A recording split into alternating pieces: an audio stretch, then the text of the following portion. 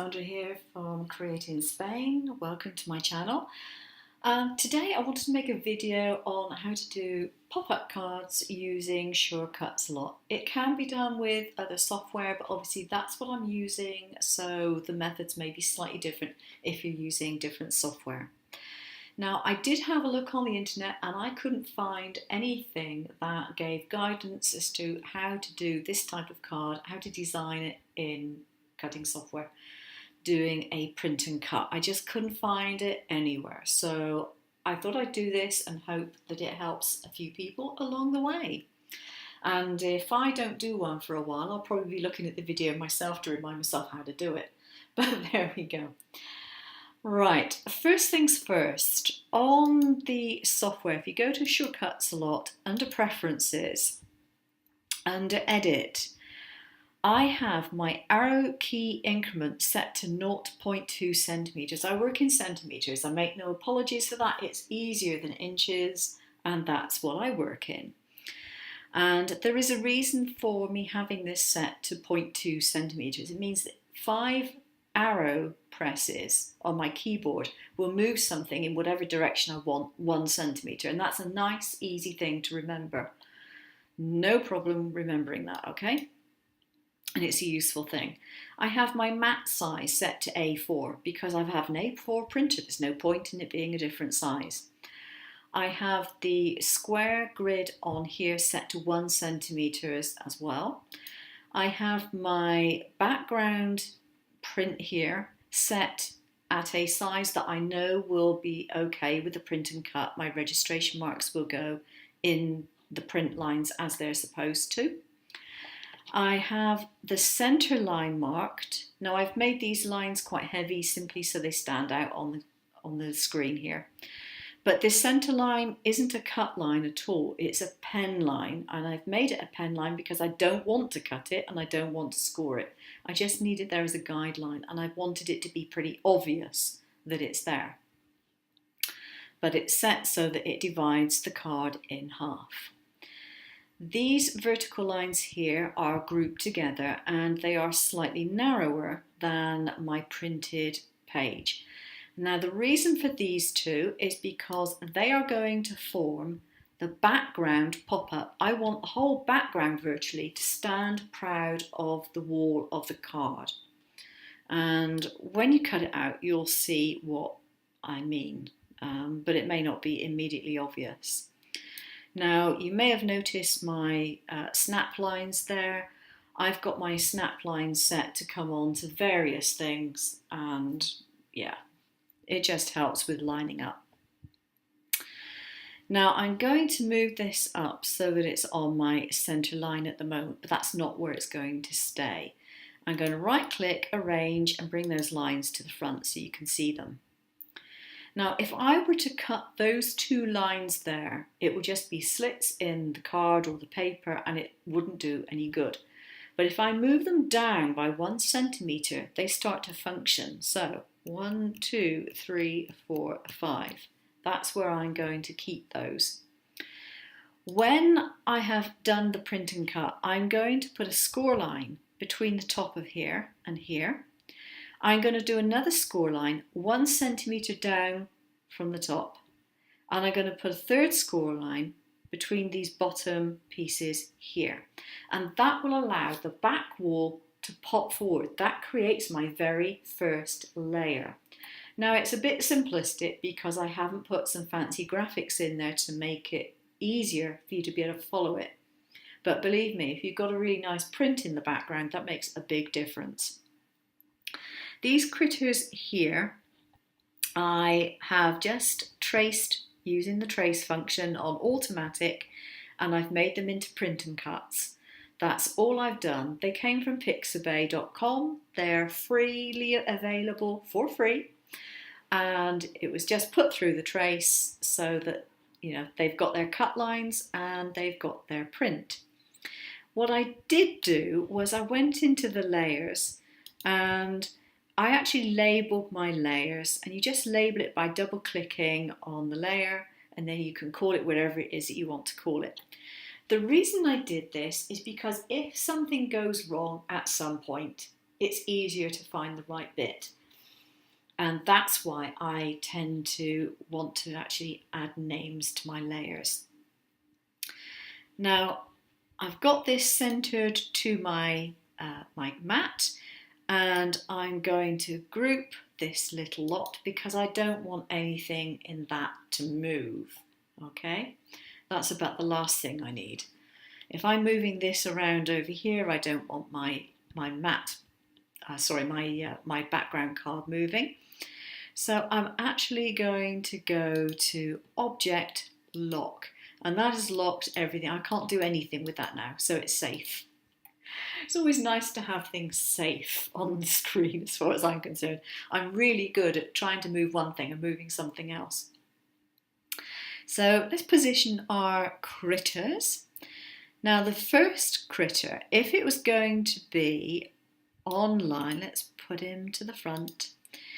If our first critter was going to be placed on the same plane as this, then he wouldn't pop out from the background because our background is popping out, but he wouldn't be. So we need to move him down by, you guessed it, 1 centimetre. 1, 2, 3, 4, 5. 5 arrow key movements equals 1 centimetre. Why have I stuck to 1 centimetre? I've done it for simple ease of use. If I start messing around and putting 1 by 1 centimetre, moving another one by 1.5, whatever, it's just going to get confusing. So each critter is going to be 1 centimetre in front of the one behind it. Okay, it will become evident as we move forward. Now I'm going to put the cat on the same plane as my dog. Right click, arrange, bring him to the front. And he's going to go down another 1 centimetre. So 1, 2, 3, 4, 5. Okay, and my rabbit is going to go on the same plane. Let's bring him to the front as my cat. And then he's going to go 1, 2, 3, 4, 5. Now they need to be moved around a bit because otherwise they won't be in place to be cut. So I definitely need to move the rabbit over somewhat. He can go there, I think. Now I'm just going to stick with having my critters there. I don't have to, but I'm going to. Now I'm going to go to Object, Unlock All, and I'm going to click on this little lot, and I'm going to switch off the eye icon, which means I won't be able to see it, because I don't want to be able to see it. I am going to go to my dog, and I'm going to switch off the dog print, so it just leaves this outline. And I'm going to do the same with the cat print, and I'm going to go do the same with the rabbit. Whoops, wrong tab. Where's my rabbit? Here's my rabbit print, switch my rabbit print off. And in fact what I'm going to do is I'm going to click off the grid as well because that's being a bit distracting. I don't need it to be on. Okay, so let's zoom in to these. Now, first of all, we have to bear in mind that these are cut lines. And if I cut that as it is at the moment, we'll just end up with a lot of bits. It's not going to be very pretty. We need to decide which animal is in front of which. And we already know that because we placed them. The rabbit is in the front. Okay, so what we need to do is to delete anything that is drawn over the top of the rabbit. So I need a circle rubber for this, and we can zoom in as much as you like to be able to get this done properly. Okay, so I want to get some erasing done. Whoops, I made that slightly too big, didn't I? Okay, let's start again. Let's make my eraser a little smaller. Here we go. So, oops, I still got that outside line. Okay, Let's try and make sure not to get the line this time. There we go, that's better. There we go.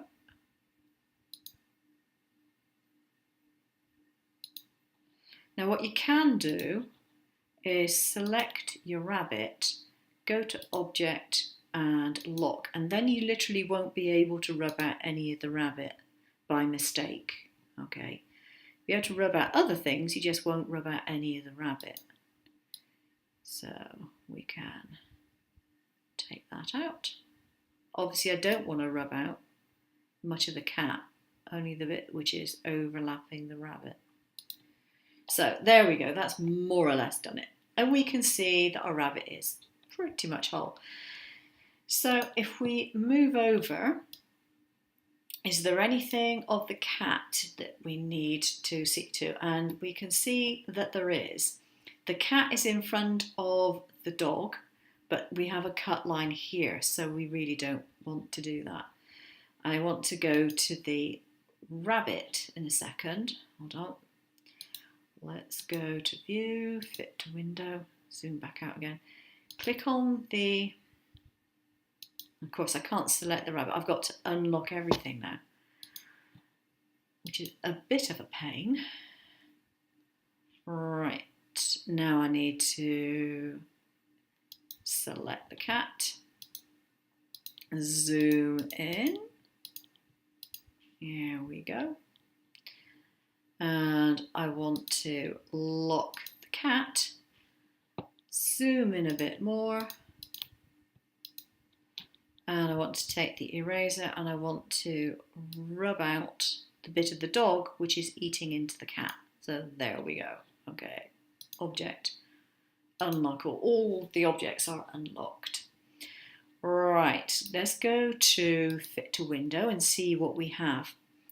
So we've got the basic design of our creatures there. We've positioned them as we want them to be positioned. But at the moment, if we cut them out, they will all cut out.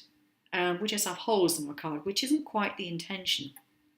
We need to ground them. Now, what I mean by that is we need to make sure that these base lines, for a start, are not solid, because if that's there, there's going to be a hole. So we need to make sure there is no hole. So we can rub out a portion of the baseline of the rabbit relatively easily. We can rub out a bit of the cat relatively easily. Just a little bit.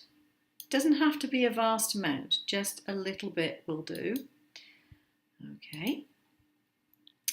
And we can rub out the feet of the dog. So all of them are grounded. Now, if I was taking this really seriously, I would have made sure that the cat had a flat base before I actually did all this design work. But yeah, I didn't. Okay, so that's that bit done. But they're still going to be completely cut out on the top, and we definitely don't want that. So looking at the dog first, whoops, we have these two little tab lines which I have designed. Now they are 1 centimetre high, and that's what they need to be, okay? 1 centimetre high. I'm going to go to Object, Unlock All at the moment, because I need to be able to access the lines that I've got here. And I'm going to select this one, and I'm going to lower it just ever so slightly so that it attaches to the top of the head. I'm going to come in with the eraser. Now this time I'm going to use a square one. I'm just going to rub out the top of the head here, like so. There we go. So this now has a tab. Now it's 1 centimetre from the base of the dog to the base of the background pop-up. Okay. With the cat is in front of the dog, but also in front of the base pop-up. But he's 2 centimetres away from the base pop-up. So when we go to Fit to Window and we find the little tab here, we need to make that measurement needs to be 2 centimeters high, no wider, it needs to be 2 centimeters high, because otherwise the measurements will be out and the pop-up will be slanting. Okay, so it needs to be, hang on a second, I moved the shape of that a bit. It needs to be 2 centimeters high, and we put that on top of the cat's head, and we can zoom in. There we go. And we can use the micromanaging buttons to make it go where we want to go, about there. And I can use the eraser to rub out the top of the head so there won't be a cut line cutting that tab off. There we go. That'll do. Oops, slightly overdid that bit, didn't I? Let's do that again. Click there, click there, and a bit closer to that side. That'll do. That'll do. Right, okay. Now, view, fit to window. The rabbit is further away still. So the rabbit needs a tab which is 3 centimeters high, or tall, or however you like to call it, because he's 3 centimeters away. And I should have unclicked the keep proportions, but I didn't, so I'm going to make that narrow again. Okay, so now we're going to move this to the top of the rabbit's head, more or less. Zoom in. Oops, I zoomed in a bit too much then. And this one again, we need to micromanage with the tab buttons up here, or the move buttons here. And there we go. That's up a bit. Right, now in this particular case, we have some things getting in the way. So I'm going to make that tab slightly narrower.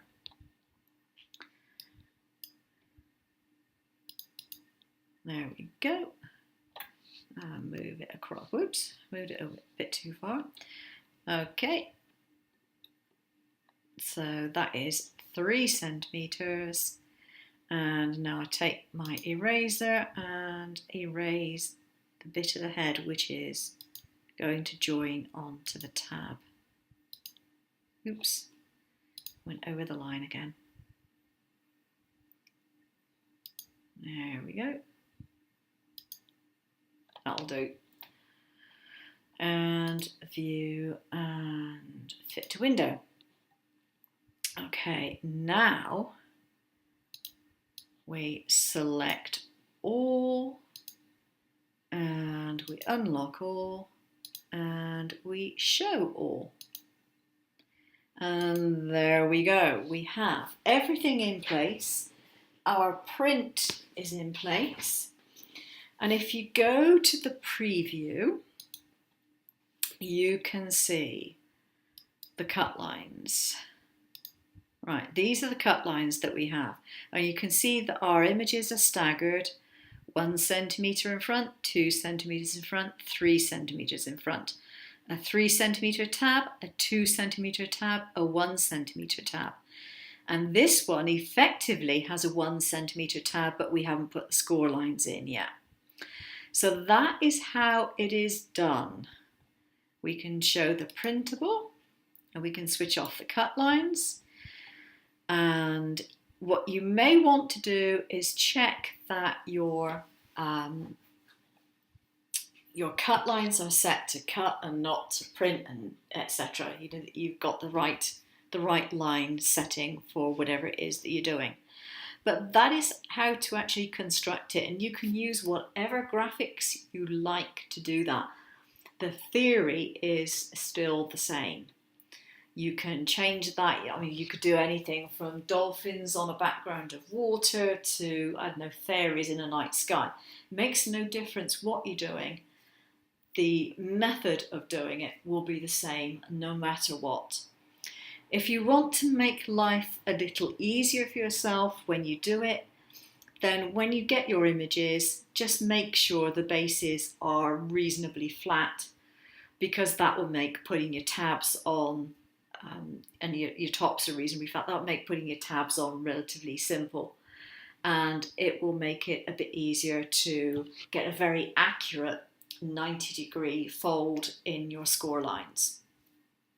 But that is how it's done. I hope you find that of use and that you'll have a go at doing this. It's very rewarding when you actually get it right. It's very rewarding.